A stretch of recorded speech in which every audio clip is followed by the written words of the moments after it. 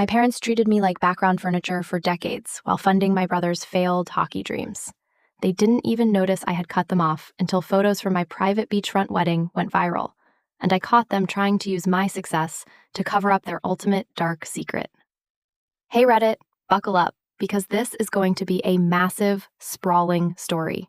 But I promise you, the ending is worth every single word.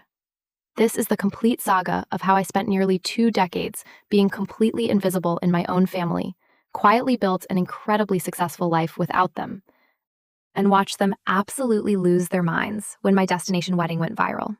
And the final twist? It's something not even the most creative Hollywood screenwriter could have predicted. I, 29, male, grew up in a mid-sized town in Pennsylvania with my parents and my older brother, Connor, 31, male. From the outside, we probably looked like the quintessential, picture-perfect American family. We had a nice 4-bedroom house in the suburbs, 2 cars in the driveway, a golden retriever named Buster, the whole traditional fantasy. But behind closed doors, there was a rigid, undeniable hierarchy in our family, and I was at the absolute, indisputable bottom of it. Connor was an elite travel ice hockey player, and not just any travel hockey player. According to my parents, he was destined to be the next Wayne Gretzky, the chosen prodigy who would deliver our family name to athletic glory and secure millions in NHL endorsement deals.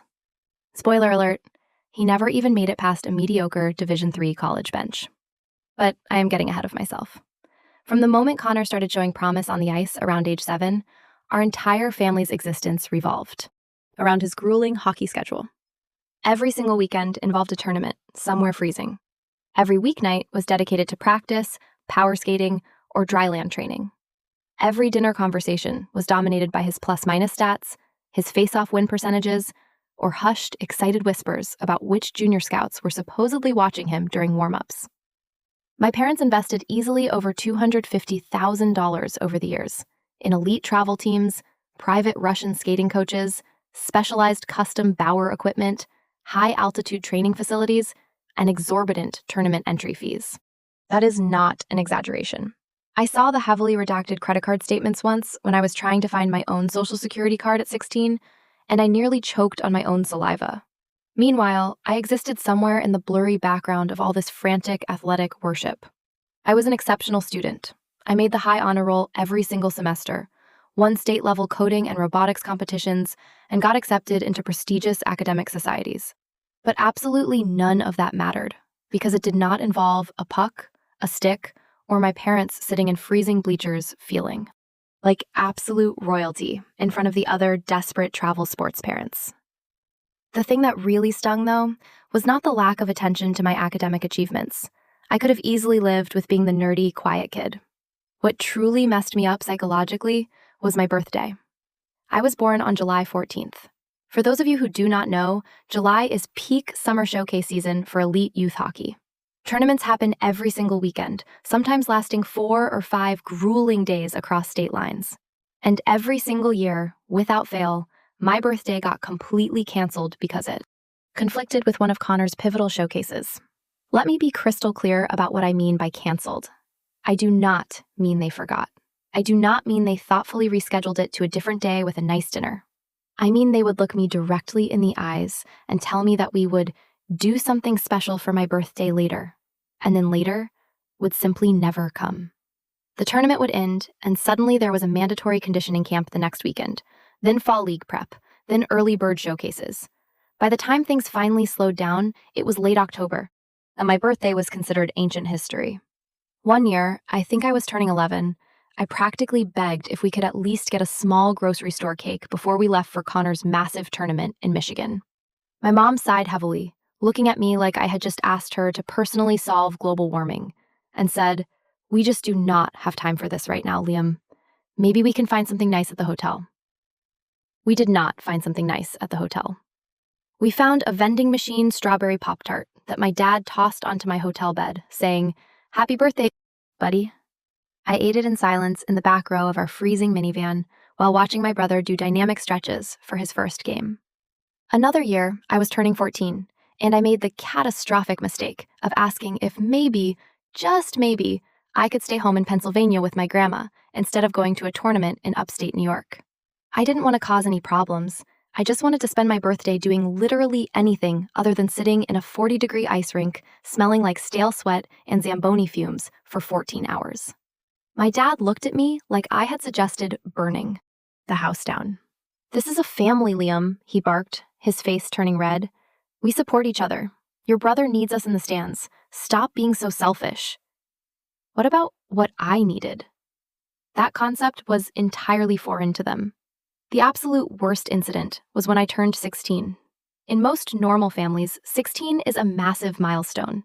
Driver's licenses, coming of age, a taste of freedom. I made the cardinal sin of actually believing my parents when they swore up and down that we would definitely do something memorable for my sweet 16.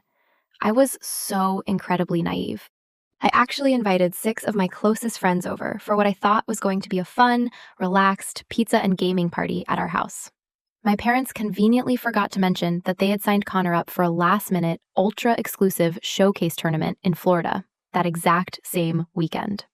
The same weekend as my 16th birthday party that they had explicitly agreed to host. I found out a mere 48 hours before the party, when my mom casually mentioned we needed to pack our summer clothes for the Florida humidity. I had to frantically call all my friends and cancel. I had to stammer through humiliating explanations that, actually, my family was leaving town and I couldn't have a party anymore because my brother's hockey game was more important. Do you know how soul-crushing that is at 16? Some of those friends never really looked at me the same way again. I instantly became the pathetic kid whose family clearly didn't care enough to let him have a basic birthday party. My parents promised they would make it up to me. They swore they would throw me an even bigger, better party when we got back. They promised a custom cake, gifts, the works. They promised all these beautiful lies while frantically loading the SUV with Connor's massive, foul-smelling hockey bags. We got back from Florida. Connor's team won the silver medal. There was a massive celebration dinner at his favorite expensive steakhouse. My 16th birthday was never mentioned again. I want to be intensely clear about something. This was not just about the birthdays. The birthdays were just the most visible, painful symptom. The disease ran so much deeper. Every single financial, logistical, and emotional decision our family made revolved entirely around Connor's schedule, Connor's needs, and Connor's comfort. Family vacations? We went to places within driving distance of a premier ice facility so Connor could get ice time in. Holidays were rigidly structured around tournament travel schedules and his physical recovery time. Family dinners were monopolized by intense, hour-long scouting discussions and college recruitment strategies. I would sit there, quietly eating my mashed potatoes, while my parents analyzed Connor's wrist shot mechanics like they were professional NHL analysts on national television. I vividly remember one Thanksgiving when I was 15. I had just found out I won the state-level robotics and coding championship with an AI-driven software program I built from scratch. I was practically vibrating with excitement to tell everyone at dinner. I waited patiently for a 30-second break in the Connor hockey hour to share my massive news. I finally got my tiny opening and proudly announced, "I won first place at the state coding championship today." Do you know what my mom said? She didn't even look up from her wine glass. "That is nice, honey. Connor, tell your father what Coach Miller said about your defensive positioning." 3 words and an immediate pivot. That was the absolute extent of the celebration I received for winning a prestigious state competition. When Connor won literally anything, even a participation medal at a local shootout, it was a full-blown media event. Giant, gaudy trophies were proudly displayed in the center of the living room.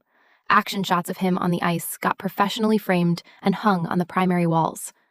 Neighbors were cornered and told. Extended family members were called on speakerphone. But my academic and technological achievements? Those got acknowledged with a brief, dismissive nod and then immediately filed away in a dark corner where nobody would ever have to look at them. I eventually found all my coding medals, science fair ribbons, and academic certificates shoved into a damp cardboard box in the basement a few years later. They were just tossed in there alongside broken Christmas lights and rusty tools. Meanwhile, Connor had an entire dedicated wall in his oversized bedroom, completely devoted to his hockey accomplishments. It was an actual, literal shrine. That is the exact moment I started to truly, deeply understand my permanent position in the family architecture. I wasn't the completely neglected, starved child. I was fed, clothed, and had a warm bed. But I was the glass child. I was background noise. I was the secondary character they had to acknowledge occasionally for legal reasons, but never had to actually see or nurture. Something fundamental snapped inside me after that 16th birthday disaster. I completely stopped expecting things to change. I stopped desperately hoping my parents would suddenly wake up and see me. I stopped trying to compete with a golden brother who had a permanent, blinding spotlight I could never, ever touch. Instead, I got incredibly strategic.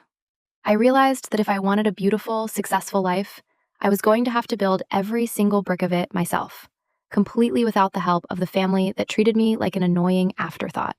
So, I put my head down and I worked like a machine. I maintained a flawless 4.0 GPA. I joined every single extracurricular activity that would look spectacular on a college application.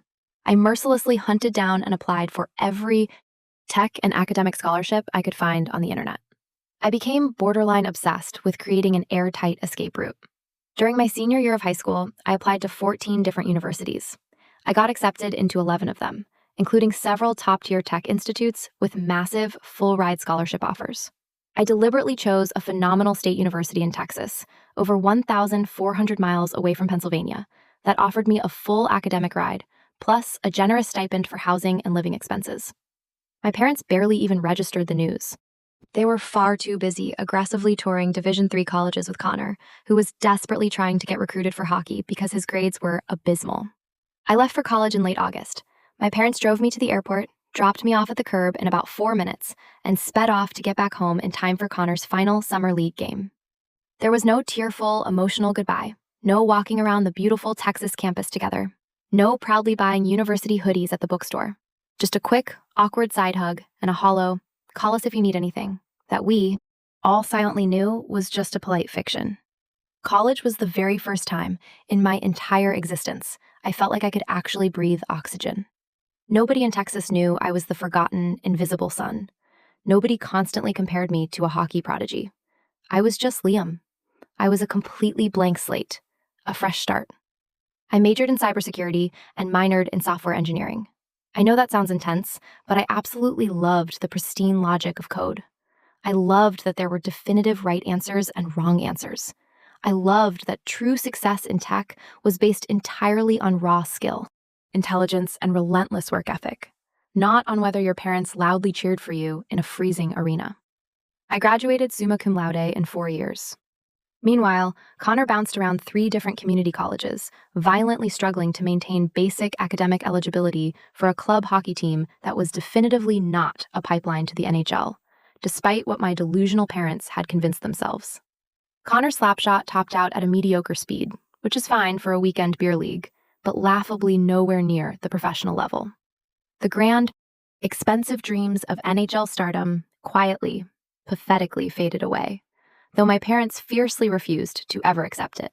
After graduation, I secured a highly lucrative job at a major tech firm in Austin, Texas. I chose Austin specifically because it was a booming tech hub, and, more importantly, it was geographically far enough from Pennsylvania that surprise family visits were a mathematical impossibility. Not that anyone would have actually noticed if I had packed up and moved to a research station in Antarctica. Over the next few years, I initiated a psychological tactic I now call the slow fade. I didn't make any grand, dramatic announcements about cutting off my toxic family. I didn't have a screaming, blowout fight or send a scathing, bridge-burning letter. I just quietly, methodically, stopped showing up to their lives. Family dinners? Sorry, server migration weekend at work. It's crazy right now. Thanksgiving? Already booked a trip to the mountains with friends. Christmas? I'll try to make it, but honestly, flights are just too expensive this year. Connor's birthday parties, which somehow still got royal, top-tier priority treatment, even though he was a grown adult pushing 30. Unfortunately, I have a massive cybersecurity audit that week. I would dutifully send a generic Amazon gift card and a sterile text message. I would endure the occasional agonizing 5-minute phone call where they only talked about themselves. I maintained the absolute bare minimum required to avoid an obvious, messy confrontation, but I completely stopped investing a single drop of emotional energy into people who had never invested a drop in me. And here is the most insane, validating part of the entire strategy. Nobody noticed. Nobody called me out for missing 4 Thanksgivings in a row. Nobody questioned why I hadn't been home for Christmas in 3 solid years. Nobody seemed to find it even slightly odd that they hadn't seen my physical face in person since the day they dropped me at the airport for college. My parents were still so deeply, obsessively wrapped up in Connor's rapidly deteriorating life that my prolonged absence barely registered on their radar. Connor had moved back into his childhood bedroom after his hockey career officially flatlined. He worked part-time at a local sporting goods store, spending most of his energy chasing some vague, undefined idea of becoming an elite sports influencer or a personal trainer. My parents still financially funded 90% of his existence. They still went to his recreational adult league hockey games and cheered like it was Game 7 of the Stanley Cup Finals. They still treated him like the absolute golden child, even though his gold had completely rusted through. I wasn't even bitter about this anymore. Honestly, I had made total peace with my non-existent position in the family hierarchy a long time ago. I was just profoundly done participating in a theatrical production where I wasn't even cast as an extra. I was done being the audience member who paid full price for tickets but was forced to stand in the alley outside the theater. Meanwhile, my life in Austin was actually spectacular. I aggressively worked my way up at the tech firm, from a junior analyst to a senior engineer, and eventually to a management role. I bought a beautiful, modern condo downtown. I made genuine, incredible friends who actually set reminders for my birthday and celebrated it enthusiastically. And then, I started dating a woman named Maya. I met Maya at a mutual friend's rooftop barbecue. She was a pediatric nurse with the most vibrant, infectious laugh I had ever heard in my life. And she possessed a strict zero-tolerance policy for family nonsense that made me feel deeply seen in a way I had never previously experienced. Early on, I told Maya everything about my childhood. I laid it all out: the canceled birthdays, the invisible robotics awards, the constant, humiliating second-place finish to a brother who didn't even realize he was competing with me.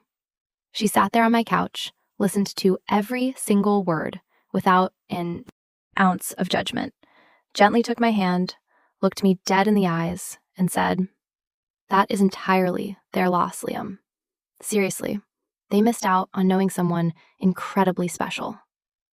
Nobody had ever called me special before. My heart practically stopped.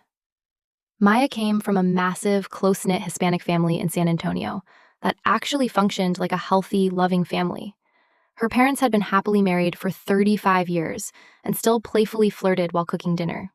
They had massive Sunday barbecues together, not because they were obligated to by guilt, but because they genuinely, deeply wanted to spend time with each other. The first time I went to one of those Sunday dinners, I felt like a bewildered anthropologist studying a utopian alien civilization. This is what normal looks like?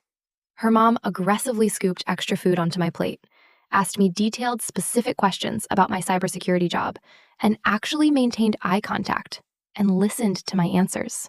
Her dad talked to me about regular, normal things like Formula One racing and sci-fi movies.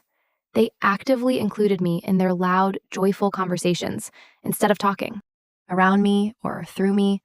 I kept waiting for the inevitable catch, for the painful moment when they would instantly pivot away from me to focus on someone more important. That moment never came. After about 6 months of intensely dating Maya, I suddenly realized I hadn't spoken to my parents in almost 8 weeks. Not because I was intentionally avoiding them, I just genuinely completely forgot they existed because my daily life was so overflowing with amazing people who actively wanted me in it. When I casually mentioned this realization to Maya, she raised her eyebrows, smiled softly, and said, "That is incredibly telling, don't you think?" Yeah, it really was. Maya and I dated for 3 beautiful years before I proposed. I knew she was the one about 4 months in, but I wanted to do everything perfectly. I meticulously saved up for a stunning custom ring I knew she had pinned on Pinterest. I planned a deeply personal proposal in the Texas Hill Country during a weekend cabin trip. No flashy flash mob, no cringy social media stunt.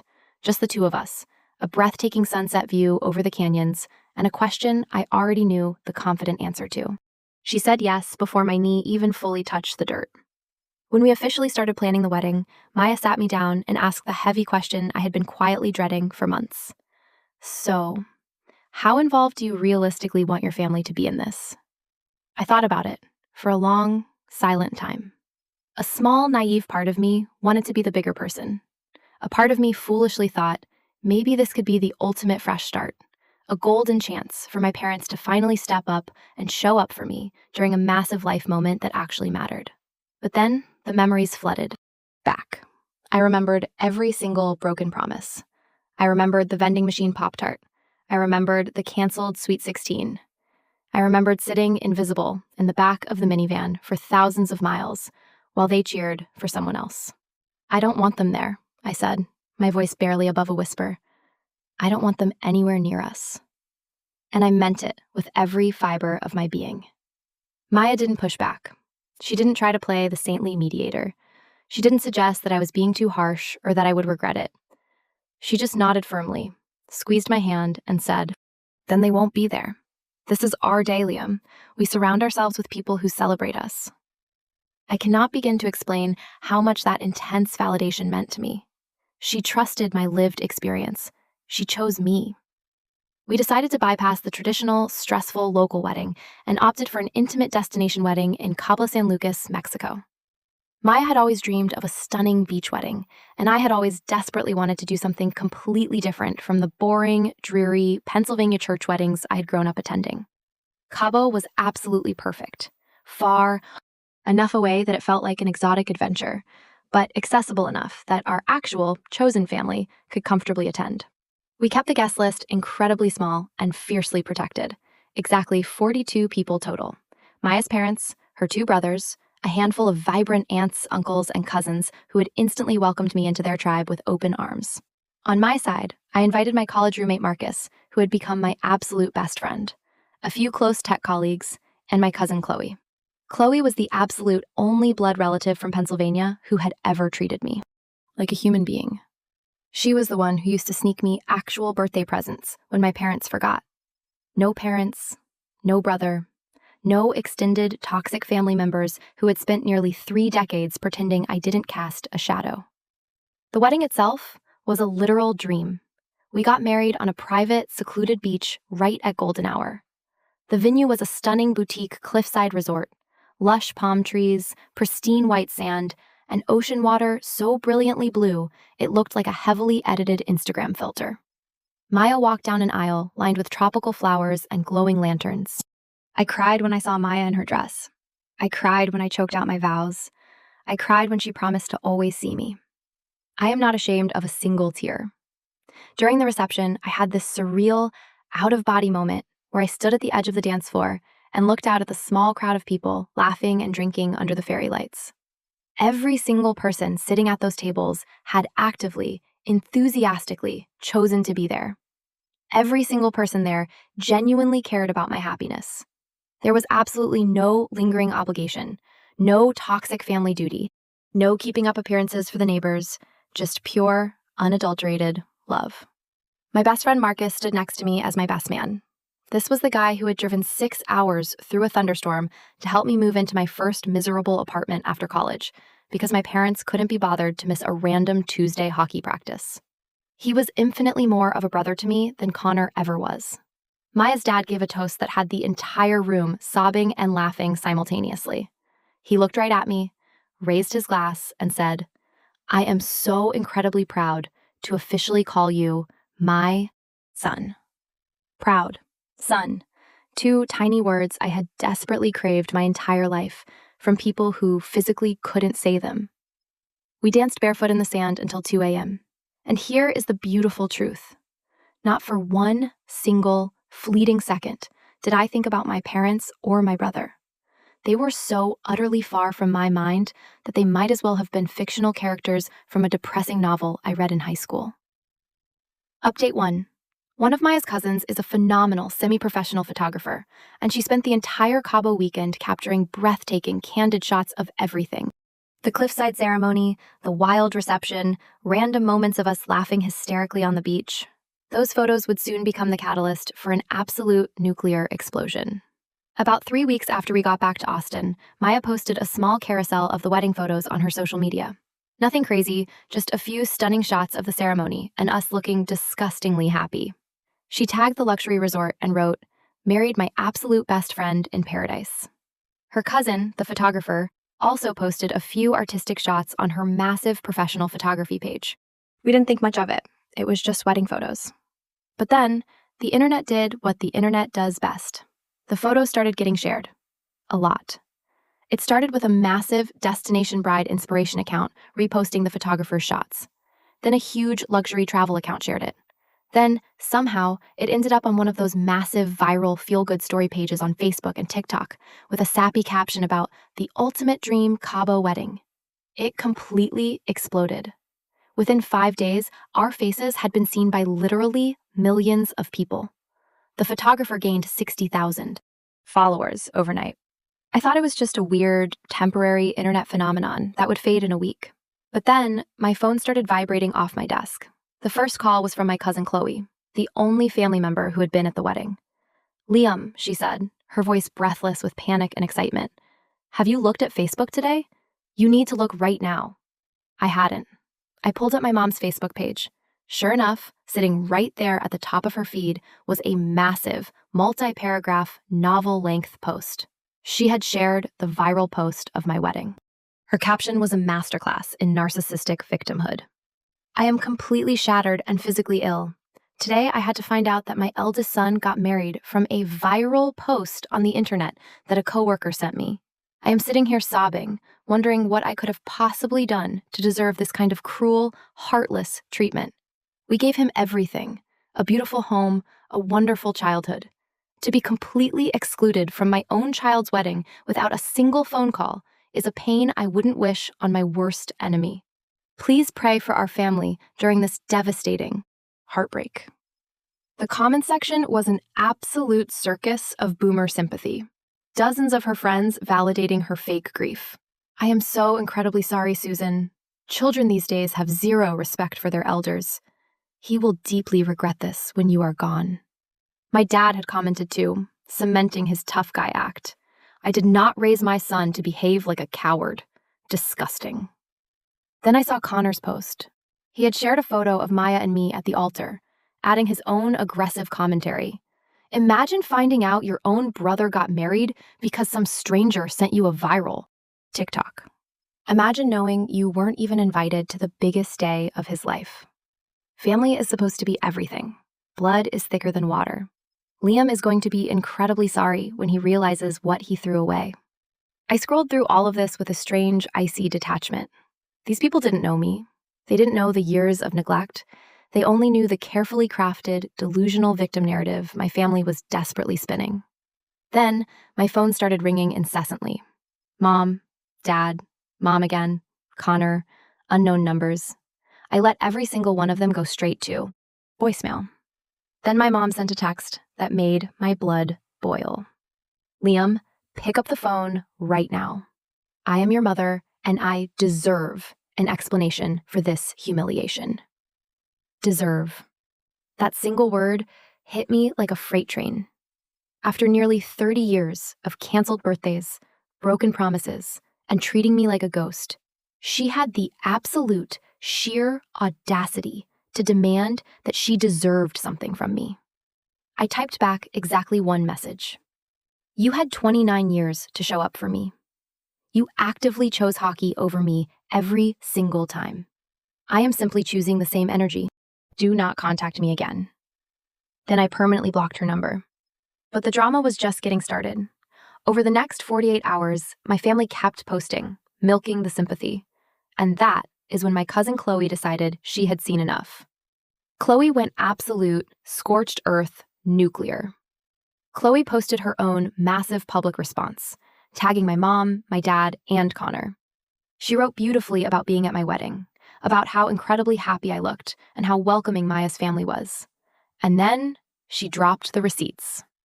Chloe had kept everything. She posted a sprawling gallery of screenshots. She posted texts from my mom over the years, casually canceling my birthday plans. She posted a text from my dad from when I was 14 that literally said, "Connor's showcase bracket is more important than a cake. Liam will survive."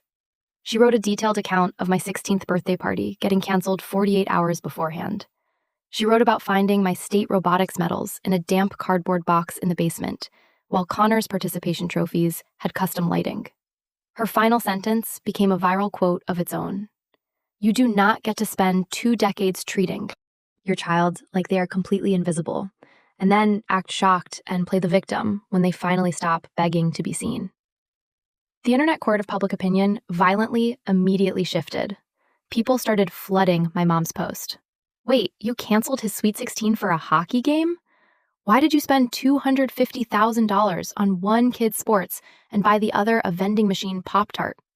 Someone in the comments did the brutal math on elite travel hockey costs and publicly roasted my parents for claiming they couldn't afford to help me with college while financing Connor's delusions. High school friends I hadn't spoken to in a decade chimed in, validating my story, remembering how depressed I was when I had to call them to cancel my party. My family went from sympathetic martyrs to absolute villains in a story they had arrogantly publicized themselves. Update 2. Things went quiet for a few months. I got a massive promotion at work to VP of Security Operations, coming with a life-changing salary increase. Maya's parents took us out to an extravagant steakhouse to celebrate, and her dad gifted me a beautiful engraved Omega watch. "Because we see you, son," he said. I cried again. Life was perfect. But then, the final, most insane twist of this entire saga unfolded. About 6 months after the viral wedding incident, Chloe called me. Her voice was shaking. "Liam, they're coming to Austin. Aunt Linda found your address through property tax records. Your parents are flying down this weekend to ambush you. But Liam, you need to know why they're coming. It's not about the wedding." I felt my jaw clench. "What do you mean?" Chloe took a deep breath. Connor didn't just fail at hockey. He developed a massive, catastrophic sports betting and crypto addiction trying to maintain this fake, wealthy athlete influencer lifestyle. He racked up over $180,000 in severe debt. Dangerous debt. Your parents secretly took out a massive second mortgage on the Pennsylvania house to bail him out and pay it off. But they couldn't afford the new payments. Liam, they've been defaulting for months. The bank is foreclosing on their house. It goes to public auction next month. The puzzle pieces slammed together in my brain with terrifying clarity. They didn't fly across the country because they missed me. They didn't care about the wedding. They saw the viral photos. They saw the luxury Cabo resort. They looked me up, saw my new VP title on LinkedIn, realized I was making serious tech money, and decided to ambush me, to beg for a massive financial bailout to save their house. I was suddenly useful to them again. "Are you absolutely sure about this, Chloe?" I asked, my voice terrifyingly calm. 100%, she said. "My mom saw the foreclosure notices. They are desperate. They think they can guilt trip you into paying off the arrears because family helps family." I hung up the phone and looked at Maya. I explained everything. She looked at me, her eyes flashing with protective fury. "What do you want to do?" I smiled. It was a cold, calculated smile. "Pack a bag. We're going to Galveston for the weekend. And then, I need to make a phone call to a real estate attorney." We left town. When my parents showed up at my Austin condo, knocking on the door for hours, leaving pathetic, weeping voicemails from burner phones, begging to reconnect and heal our family, I was sitting on a balcony overlooking the Gulf of Mexico, sipping a margarita. They eventually left a desperate, groveling letter taped to my door, completely omitting the bankruptcy, and just laying on the emotional manipulation thick. I threw it directly into the shredder. But I didn't stop there.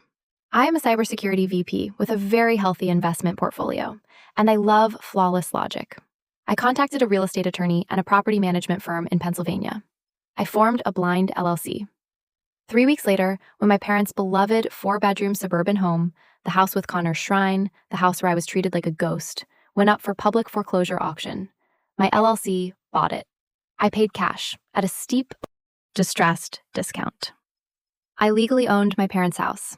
I didn't call them to gloat. I didn't send a dramatic text message. I simply had my hired property manager and a local sheriff's deputy arrive at the front door on a Tuesday morning. They handed my father an official, legally binding 30-day notice to vacate the premises, as the new corporate ownership was heavily renovating the property to turn it into a high-yield rental. When my father frantically demanded to know who the new owner was, the property manager calmly handed him the LLC registration paperwork. The LLC was named July 14th Holdings, my birthday. I got exactly one voicemail from my dad later that afternoon. It wasn't angry. It wasn't demanding. It was the sound of a completely broken, defeated man who finally realized he had played his final card and lost absolutely everything. He just breathed heavily into the phone for 30 seconds before hanging up. They moved out 3 weeks later into a cramped 2-bedroom apartment across town. Connor had to sell all his beloved hockey memorabilia to afford his share of the rent. I spent $40,000 gutting the house, completely tearing down Connor's shrine wall, and rented it out to a lovely young family with a newborn baby. I haven't heard a single word from any of them since. I am sitting here in my beautiful Texas home. My incredible wife Maya is asleep in the next room. Our golden retriever is snoring at my feet, and I have never felt more peaceful in my entire life. Sometimes the trash really does take itself out. You just have to buy the dumpster. If you enjoyed this story, please hit that subscribe button. It really helps the channel out and allows us to bring you even more awesome stories. Thank you so much for watching.